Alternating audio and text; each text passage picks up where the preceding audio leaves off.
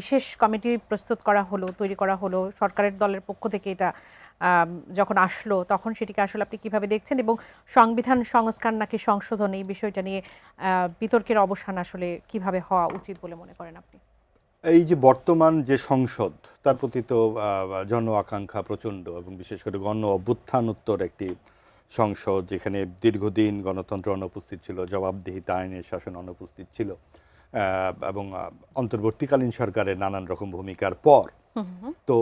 এর মধ্যে যে ব্যাপারগুলো ঘটেছে যে সংসদে যে বিতর্ক দেখা যাচ্ছে একদিক থেকে দেখলে ঠিক আছে, এই বিতর্ক তো যুক্তিপূর্ণ বলে মনে হচ্ছে এবং পরস্পর, কিন্তু একটু ভিতরে যদি আমরা যাই, দেখুন জাতীয় ঐক্যমত্য কমিশন ৩৩টি রাজনৈতিক দল নিয়ে জাতীয় ঐক্যমত্য কমিশন হয় ৫৪টি নিবন্ধিত দলের মধ্যে, ওখানেই তো একটি শুভঙ্করের ফাঁকি রয়ে গেছে। আরও ফাঁকি রয়ে গেছে যে জাতীয় পার্টিকে আপনারা নির্বাচনে অংশগ্রহণ করতে দিলেন কিন্তু আপনারা সংস্কার কমিটির সংলাপে রাখলেন না কিন্তু,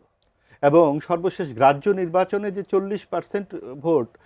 আওয়ামী লীগ পেয়েছিল সেই দলের অংশগ্রহণও কিন্তু সেখানে আমরা দেখি নাই, এবং সেইটাও কিন্তু সরকারের একটা ঘোষণা, একটা এক ধরনের নির্বাহী ঘোষণা, এই সব কিছু ঘটে গেছে, অর্থাৎ অনেক জোড়াতালি কিন্তু আগেও দেওয়া হয়েছে। সেই জায়গা থেকে এই যে এখন জামাতের কথাবার্তা শুনলে কি মনে হয়, জামাত এনসিপির কথাবার্তা শুনলে মনে হয় কি, যেটা আজকে পার্থ সাহেব বলেছেন সংসদে, যে জুলাই গণ অভ্যুত্থানে সকল কৃতিত্ব যেন জামাতের, সকল কৃতিত্বই যেন জামাত এনসিপির, এবং তিনি এটাই বলেছেন যে আপনারা 6 বলে 12 রান করেছেন, আমরা 300 রান আগে করে রেখেছি সবাই মিলে। আসলেই কিন্তু সারা দেশের মানুষ মিলে 300+ রান করে দেওয়ার পরে ছাত্ররা কোটা বিরোধী যারা আন্দোলন করছে শেষ শটটি তারা দিয়েছে। কাজেই এখন তারাই যদি সবচেয়ে বড় পোপ হয়ে যায় ক্যাথলিকের সেই গল্পের মতো, যে সব কিছু তারা করেছে, এখন আপনার সেই ক্ষেত্রে, এবং তারা যখন এই ধরনের দাবি করছে যে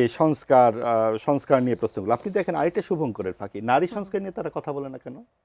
নারী সংস্কারের ব্যাপারেও তো একটি প্রতিবেদন ছিল, সেটা নিয়ে জামাত এনসিপি কথা বলে না কেন? শুধুমাত্র ক্ষমতায় কয় বছর থাকবেন, কি করবেন না করবেন, এইগুলো নিয়ে তাদের এত